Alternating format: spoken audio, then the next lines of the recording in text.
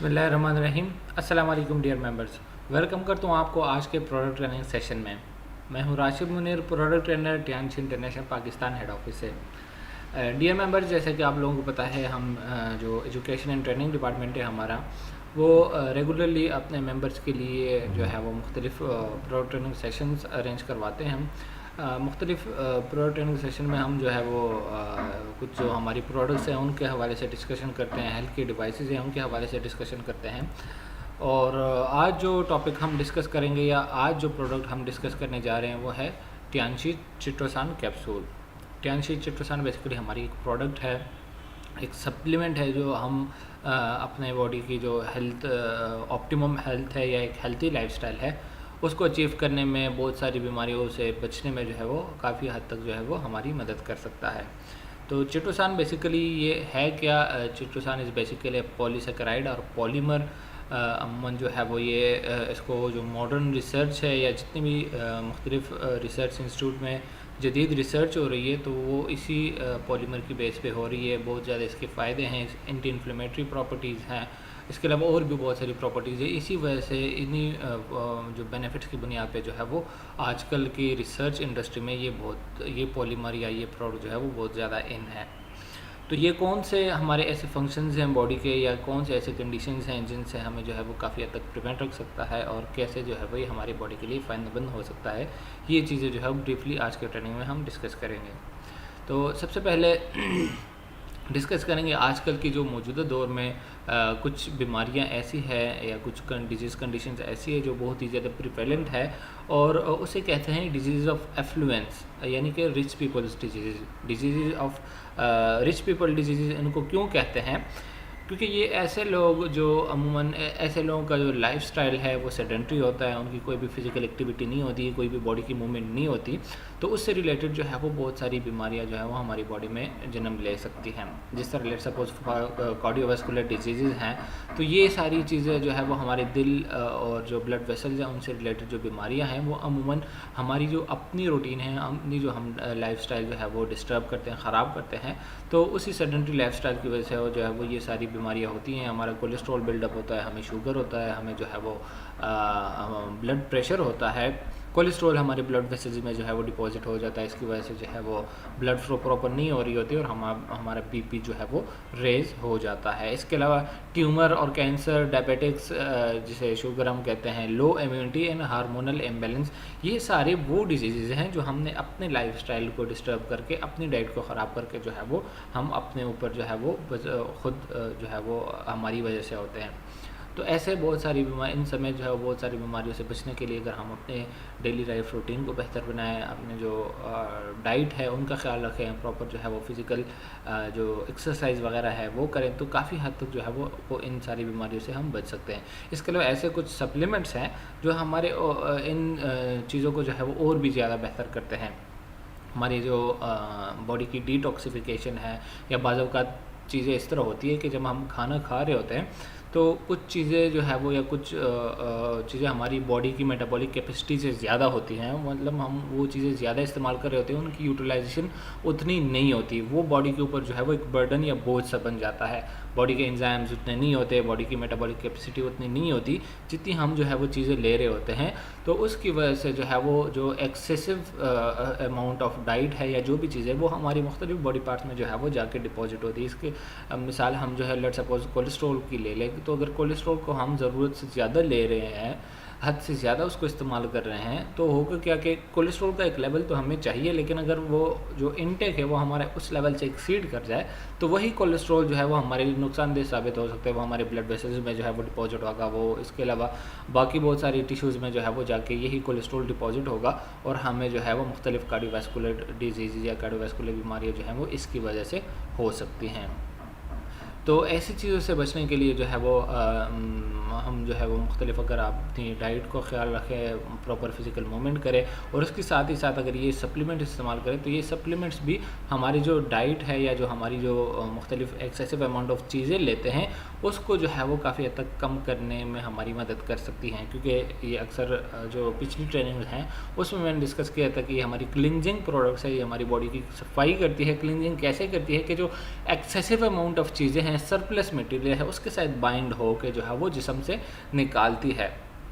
तो जो पॉजिटिव और नेगेटिव चार्ज का इसके जो अट्रैक्शन होता है, ठीक है, उसकी वजह से जो एक्सेसिव अमाउंट ऑफ फैट्स या जो भी चीज़ें हैं कोलेस्ट्रॉल वगैरह, तो वो ये उसके साथ बाइंड हो के जो है वो उसको जिस्म से निकालता है, बॉडी से निकालता है।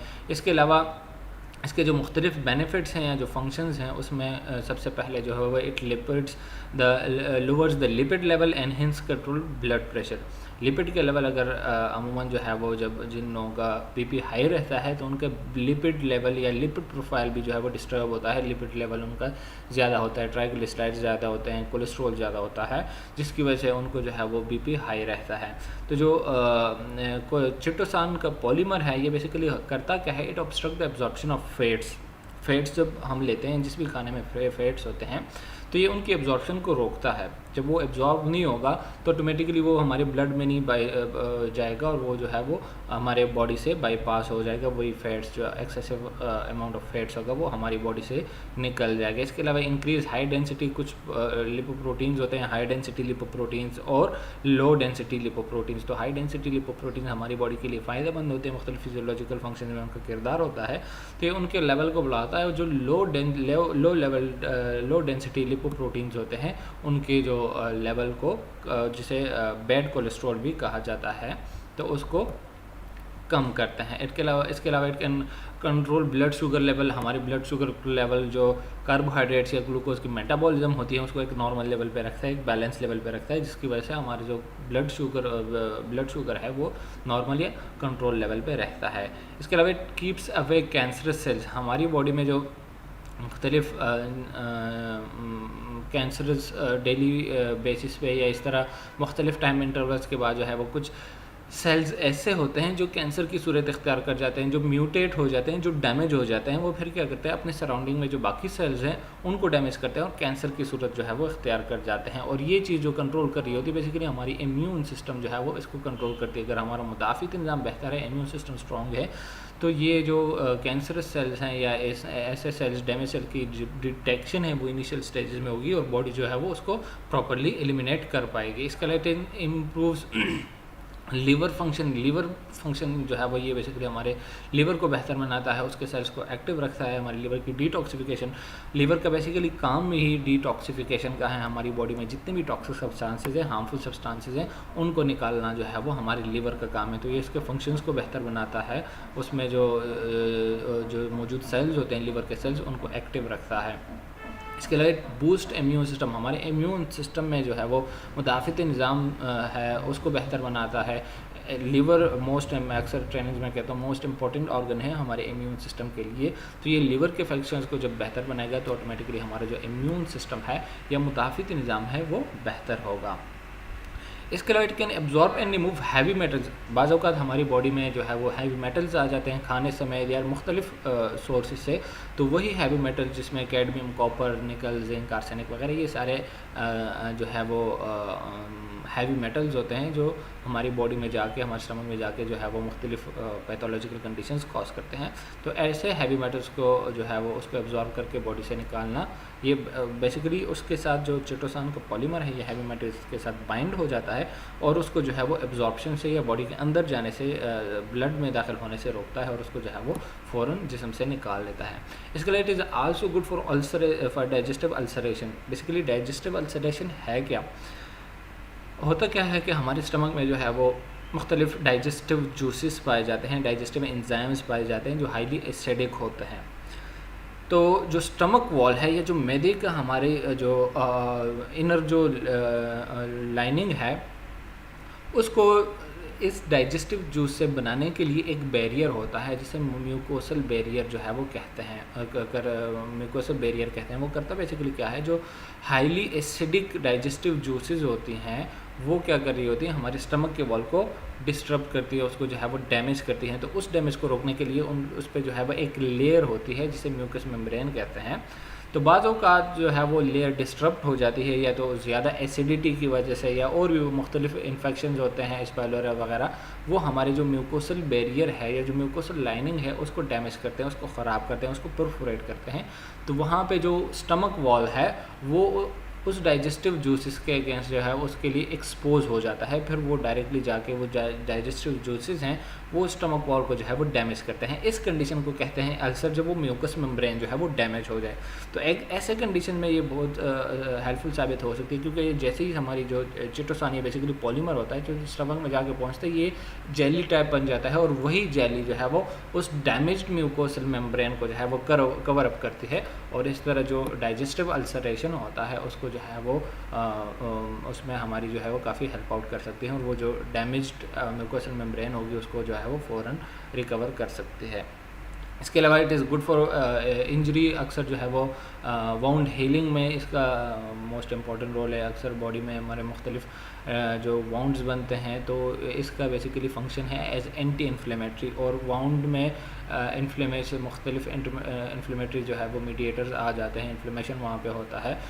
तो ये क्या करता है, इसका एंटी इन्फ्लेमेटरी एक्शन है, तो वहाँ पे जो मौजूद वाउंड होता है या ज़ख़म होता है उसकी रिकवरी में जो है वो काफ़ी हद तक हमारे लिए बेनिफिशियल है, हेल्पफुल साबित हो सकता है।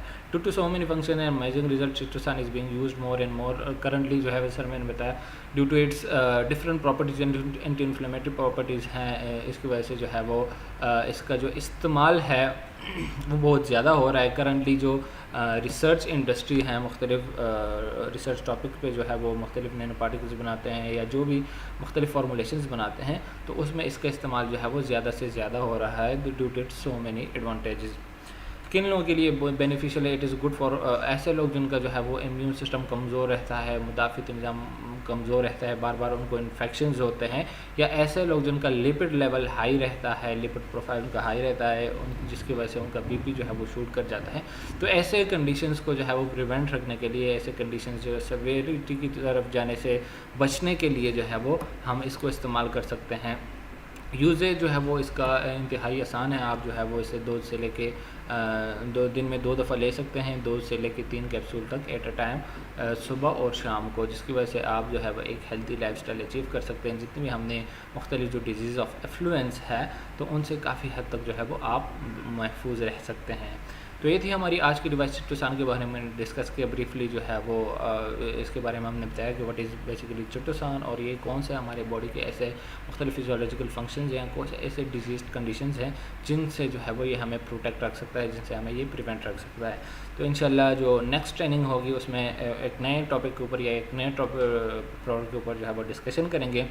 इसके अलावा अगर इस टॉपिक के हवाले से या इस प्रोडक्ट के हवाले से आपके कोई क्वेश्चंस हैं, आपकी कोई क्वेरीज़ हैं, जो भी आपके सवालात हैं, वो आप जो है वो हमें कमेंट सेक्शन में भी भेज सकते हैं, या जो डिस्क्रिप्शन में आपको व्हाट्सएप दिया गया व्हाट्सएप नंबर है उस पर भी आप अपने क्वेश्चंस और क्वेरीज़ जो है वो भेज सकते हैं, सेंड कर सकते हैं। चलो जो नेक्स्ट सेशन होगा हमारा उसमें वो सारे क्वेश्चन जो है वो हम एड्रेस करने की कोशिश करेंगे।